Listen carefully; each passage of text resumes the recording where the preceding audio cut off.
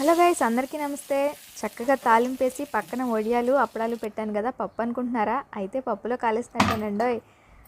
నేను చిన్నప్పుడు సొరకాయ అస్సలు తినేదాన్ని కాదనమాట. సో మా అమ్మ సొరకాయతో ఈ విధంగా అయితే చేసేది. దీని పేరైతే కరెక్ట్గా నాకు తెలీదు, కానీ చాలా రుచిగా ఉంటుంది అనమాట. సొరకాయ తినని వాళ్ళు కూడా తినేస్తారనమాట. ఇది మా అమ్మ స్పెషల్ కర్రీ.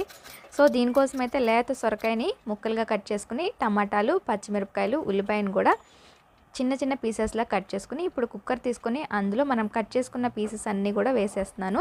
తర్వాత కొంచెం కారము, అలాగే కొంచెం ఉప్పు, కొంచెం పసుపు, తర్వాత వచ్చేసి 2 రెబ్బలు చింతపండు అనమాట. ఎక్స్ట్రా మసాలాలు ఏమీ లేవు, జస్ట్ నార్మల్ ఇంగ్రీడియంట్సే. తర్వాత కొంచెం మెంతులు, కొద్దిగా నూనె వేసుకుని 1 గ్లాస్ వరకు నీళ్ళని యాడ్ చేసుకుని కుక్కర్కి మూత పెట్టేసి స్టవ్ని మీడియం ఫ్లేమ్లో పెట్టేసి 3 విజిల్స్ రానిస్తే ఈ విధంగా మెత్తగా ఉడికిపోతుంది. ఇప్పుడు పప్పుగుత్తితో మెదుపుకుని తాలింపు వేసుకుంటే